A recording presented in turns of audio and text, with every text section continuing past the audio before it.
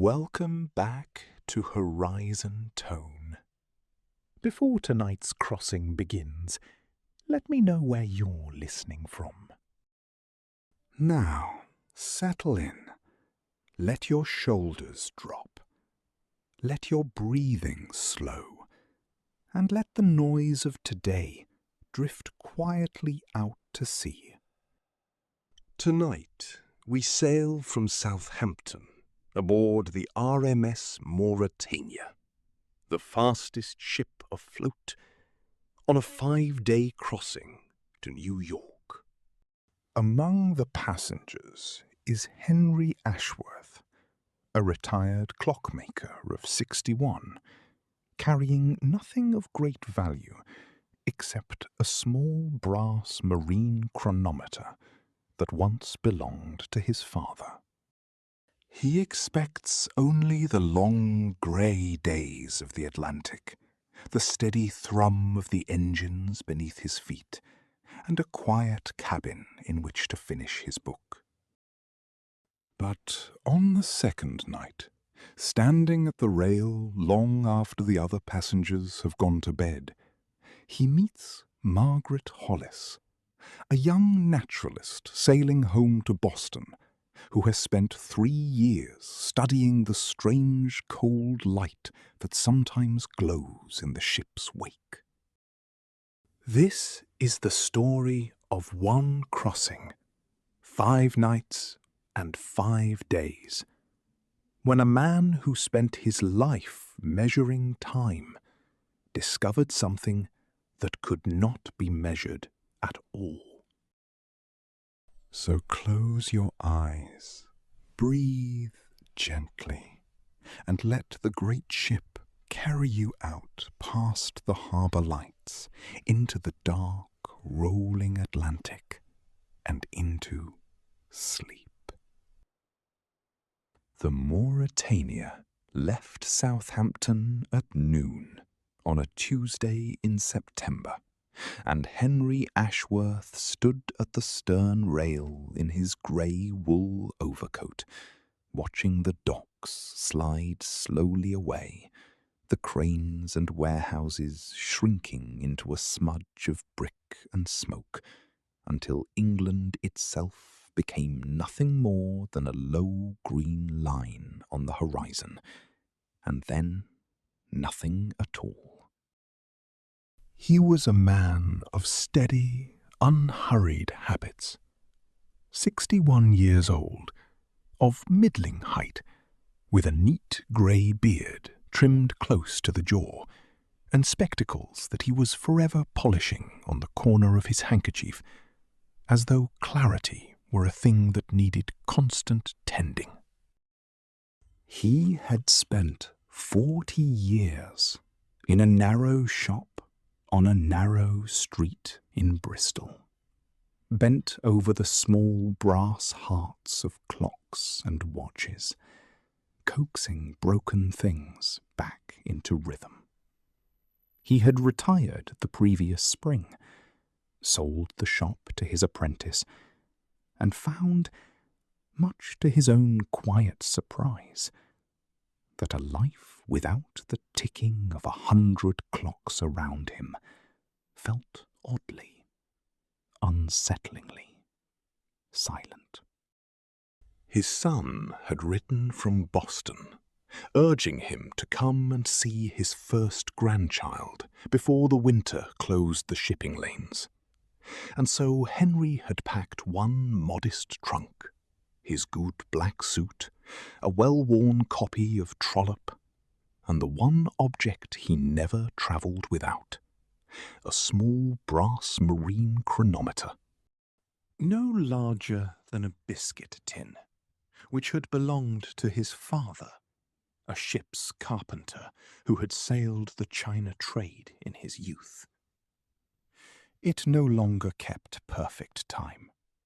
The balance wheel had a slight, forgivable drift, but Henry wound it every evening at 6 o'clock precisely, as his father had taught him.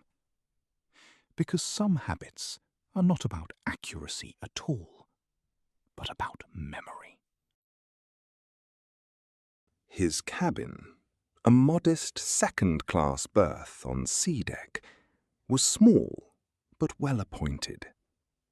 A narrow bed with crisp white linen, a washstand of polished mahogany, a porthole through which the grey Atlantic light shifted and swayed. He unpacked with care, placing the chronometer on the small shelf beside his bed, where its steady, muffled ticking would keep him company through the nights ahead. The first evening passed quietly. Dinner in the second-class saloon, a long room of dark oak panelling and white tablecloths, the stewards moving between the tables with the practised grace of men who had learned to carry soup tureens on a rolling sea without spilling a drop. Henry ate alone, as he generally preferred, and afterward took a slow turn about the deck before retiring, the ship's engines a deep, tireless pulse beneath his feet, the horizon already empty of land in every direction. He slept well that first night, rocked by the long, patient swell of the open Atlantic. It was on the second evening, well past 10 o'clock, that Henry could not sleep, and dressed again and went up to the deck for air. The night was clear and cold, the sky scattered with more stars than he had ever seen from the smoky rooftops of Bristol, and the ship moved through the darkness with a steady, confident power, her three great funnels trailing long ribbons of smoke against the stars.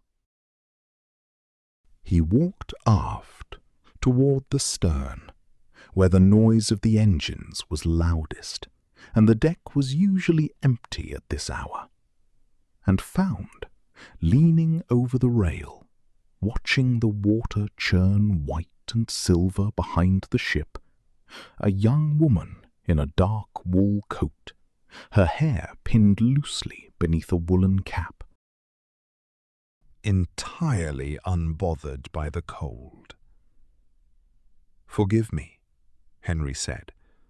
"I didn't mean to intrude." She turned, and there was no alarm in her face at all, only a kind of quiet delight, as though she had been hoping someone would come. "You're not intruding," she said. "Come and look at this, quickly, before it fades." He came to the rail beside her and looked down at the ship's wake, and saw, scattered through the white foam like scattered handfuls of stars, a soft, cold blue-green light, glowing and pulsing in the churned water, fading and flaring with each new wave the propellers threw up behind them. "What on earth is that?" Henry asked. "Bioluminescence," she said. "Tiny creatures in the water, dinoflagellates mostly, that glow when they're disturbed. The ship's propellers stir up billions of them at once. It's the same light you sometimes see on a beach at night, if the water is warm enough and dark enough. Most people never think to look for it out here." "I've crossed the Atlantic only once before, 40 years ago, as a boy," Henry said, "and I never once looked over the stern rail at night. I had no idea the sea did this." "Most people don't," she said, and there was no unkindness in it, only a kind of gentle, practised patience. the patience of someone used to pointing at things other people walked past every day. I'm Margaret Hollis. I study it, actually. Marine phosphorescence. I've spent 3 years cataloguing where and when it appears, and I still haven't the faintest idea why some nights it's brilliant and other nights there's nothing at all. Henry Ashworth, he said, shaking her offered hand, which was cold from the night air, but firm. Retired clockmaker, though I confess I know a great deal more about the insides of a pocket watch than I do about the insides of the ocean. Margaret laughed, a short, warm sound, quickly carried off by the wind. A clockmaker and a naturalist. I don't suppose we have much in common. Perhaps more than you'd think, Henry said, looking down again at the pale, glowing light in the water.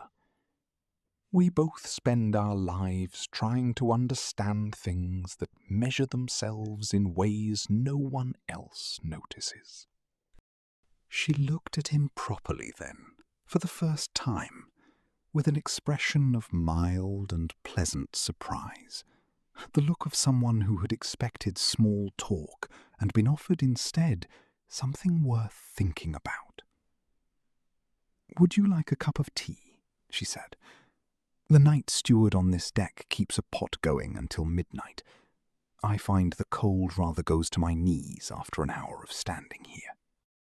They found a sheltered bench along the promenade deck, out of the worst of the wind, and the steward, a stooped, kindly man named Collins, who had crossed the Atlantic more times than he could count, brought them a pot of strong tea and 2 chipped white cups, and left them to it with the discreet, incurious efficiency of a man who had served 1,000 midnight conversations and forgotten every one of them by morning. Over the following 4 evenings, it became, without either of them quite planning it, a habit. Dinner separately, in their own classes, at their own tables, and then, as the ship's public rooms quieted and the other passengers retired, a slow walk to the stern rail, and the tea and the talk. Margaret told him about the strange, glowing world beneath the waves, about creatures that lived their whole lives in darkness a mile down and made their own light because the sun had never once reached them. She told him about a research voyage she had taken the previous summer off the coast of Maine, sleeping 4 hours a night for 6 weeks, hauling nets of glowing plankton up from the black water at 3 in the morning, half frozen and entirely happy. "My father thought it a very odd way for a young woman to spend her 20s, she said, on the 3rd night, stirring her tea slowly. "He wanted me married. I wanted to know why the sea glows.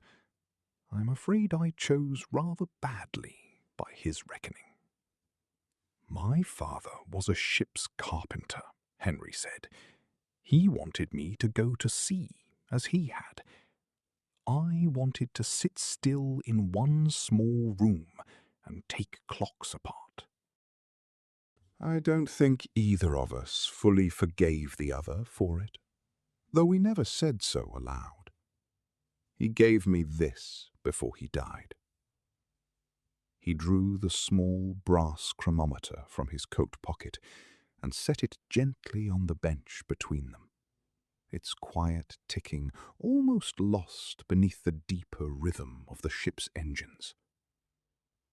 It doesn't keep perfect time anymore, hasn't for years, but I wind it every evening regardless. Margaret picked it up carefully, turning it over in her hands, and held it to her ear. Why wind a clock that doesn't keep good time? Henry considered this for a long moment, watching the dark water slide past below them. "I've asked myself the same question," he said. I think it isn't really about the time at all. It's about the winding. My father wound it every evening at 6 o'clock for 30 years, without fail, whether the ship was in port or in the middle of the Pacific. It was the one thing in his day that never changed. I think when I wind it now, I'm not trying to know what time it is. I'm trying to remember what stillness felt like when he was alive. Margaret was quiet for a while after that, watching the phosphorescence flare and fade in the ship's wake. "I think that's rather the same reason I study the glow in the water," she said eventually. "It isn't really about the dinoflagellates or the chemistry of it, though I could talk about that for hours if you let me. It's that when I was small, my mother used to take me down to the shore at night in Maine, and we'd wade in up to our ankles and kick the water and watch it light up around our feet like scattered stars that had fallen into the sea." She died when I was 12. I think I've spent every year since trying to stand in that water again. They sat together in the cold for a long while after that, not speaking, the tea growing cold in their cups, the great ship's engines beating steadily beneath them like something alive, and neither of them felt any need to fill the silence with more words. It was, Henry thought, a very particular kind of comfort. The comfort of sitting beside another person who understood, without being told, that some silences are not empty at all, but full to the very brim.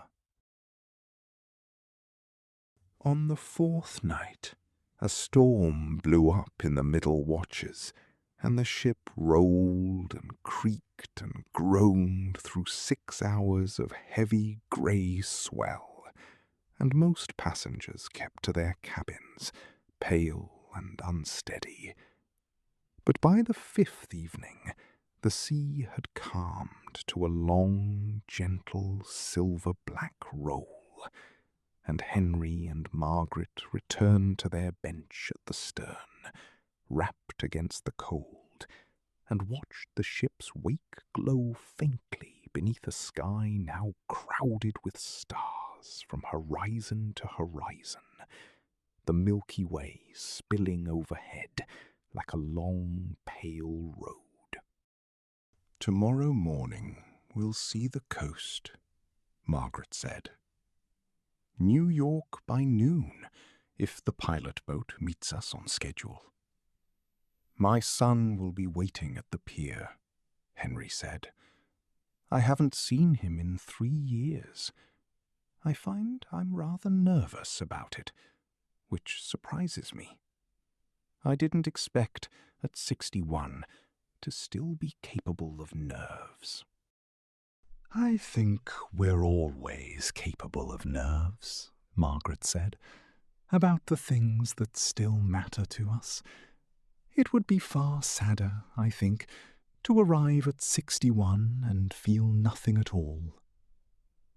Henry smiled at that, and wound his father's chronometer one last time before the crossing's end, the small brass case catching a faint gleam of starlight, and slipped it back into his coat pocket.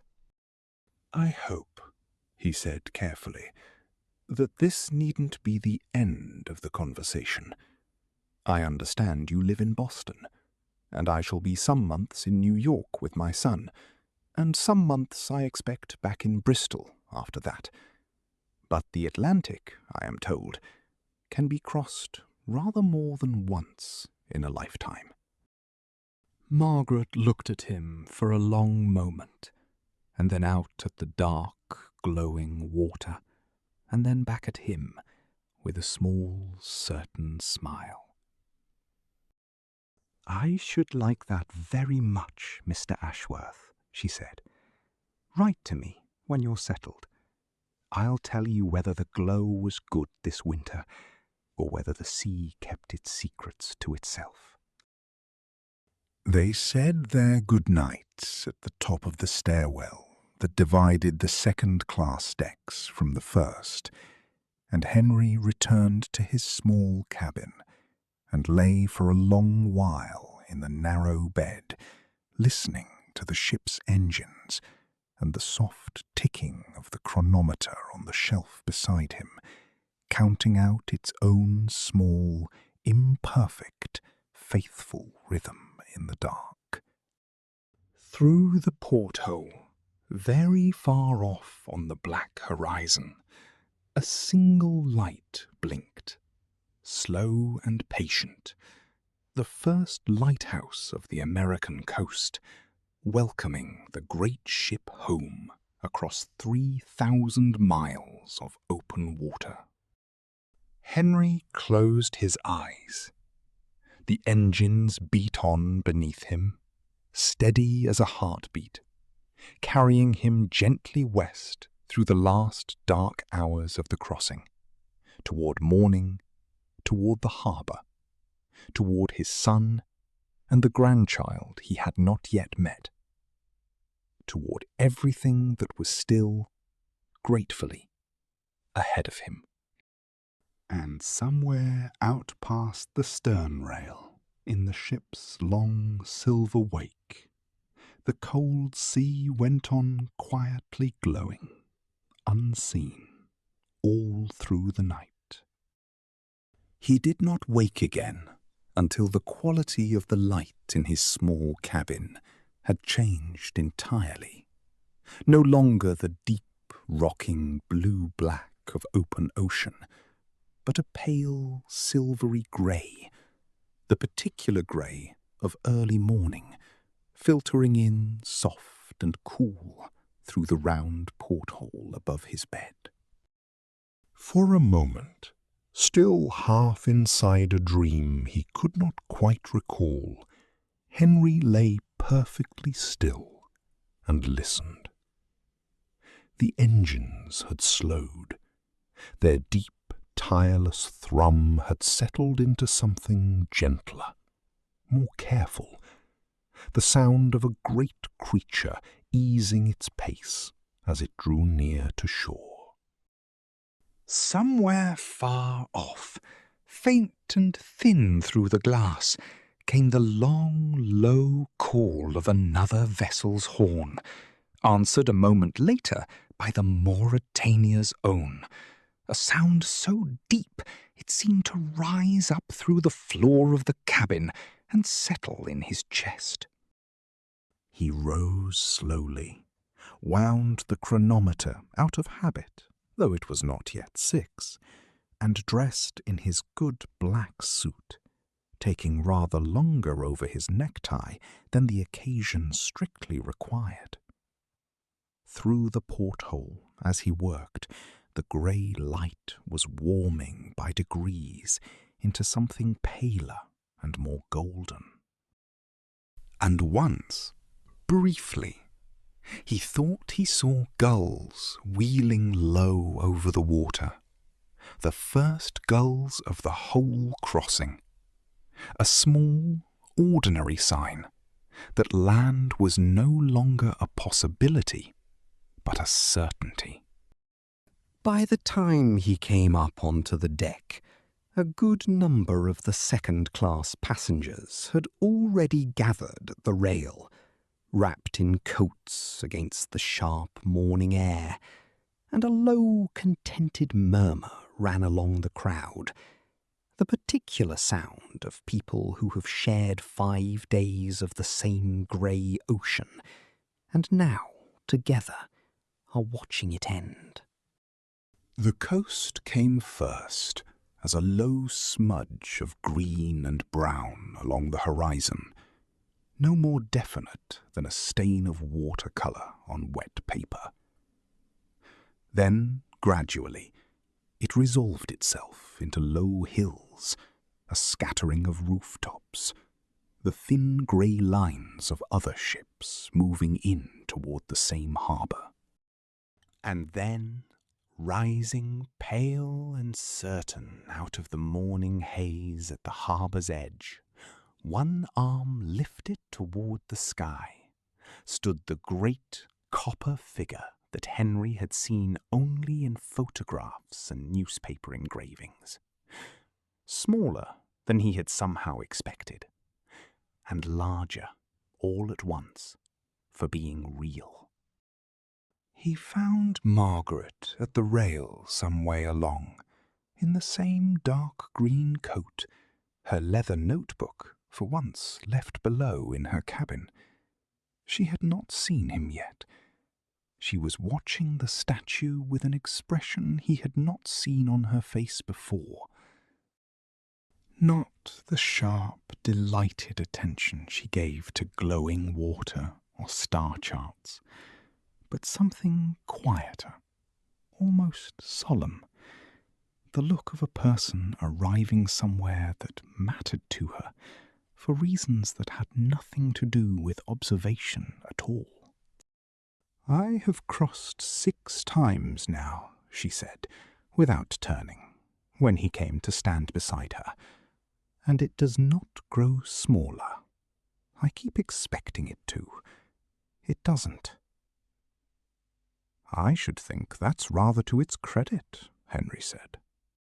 The ship moved on, slow and stately, into the wide grey harbour, past smaller craft that dipped and rolled in her wake, past the low green shape of the island itself, sliding by, close enough now that individual windows in the base of the statue caught and held the morning light.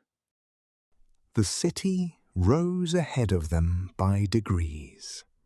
First a haze, then a jagged grey outline against the sky, taller and stranger than anything in Bristol or in Southampton.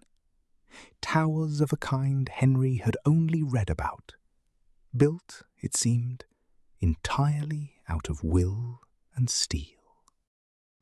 "It doesn't look real," he said. "Nothing does, the first morning," Margaret said. "By the 3rd day you'll have stopped noticing it at all. That's the trouble with wonders. They wear in far too quickly." "Then I shall try very hard not to let this one wear in," Henry said, and meant it in more ways than the one the words plainly carried. The tugboats came alongside as the great ship slowed further still, their small, stubborn engines churning the harbour water white, and the long, careful business of docking began. Ropes thrown and caught, chains rattling, the gangways swung slowly into place against the pier, and all along the rail the passengers pressed closer, searching the crowd below for the particular face they had crossed an ocean to find. Henry saw his son first, taller than he remembered, a little greyer at the temples than the photographs had shown, standing at the very front of the crowd with a bundled infant held carefully against his shoulder. craning up at the ship's rail with the same restless, searching expression Henry himself must have worn 100 times, waiting for a delayed train at the little station in Bristol. "There," he said, and his voice, to his own surprise, was not entirely steady. "That's him. That's my son." Margaret followed his pointing hand and smiled. "Then you had best go and meet your grandchild, Mr. Ashworth. Some things are worth being early for." They stood together a moment longer at the rail, while the gangway crowd began, slowly, to move. Passengers gathering trunks and cases, stewards calling out cabin numbers, the whole vast machinery of arrival grinding into motion around them. "Compartment 5, Henry said, "on the return crossing. I shall hold you to it." "I never forget an appointment with a clockmaker," Margaret said. "Of all people, you would notice if I were late." She touched his sleeve, briefly, the way one touches the sleeve of an old friend, rather than a stranger of 5 days' acquaintance, and then turned and was carried off into the slow-moving crowd toward the first-class gangway. Her dark green coat disappearing among 100 others, and Henry did not try to follow her with his eyes for long, because there would be time enough, a whole ocean of time, crossed and recrossed, for that. He picked up his Gladstone bag, felt the small, solid weight of the chronometer settle against his side, where he had tucked it back into his coat pocket, and made his way down the gangway into New York. Into the cold, bright noise of the harbour, into his son's waiting arms, and toward a grandchild he had crossed 3,000 miles of dark, glowing ocean to meet. Behind him, the Mauretania sat at her berth, vast and quiet now, her engines finally still, steam drifting up from her funnels into the pale morning sky, patient as ships are patient, for the evening she would be asked to carry someone home again. And if you're still here with me, let the story rest now, and let this gentle sound carry you the rest of the way to sleep.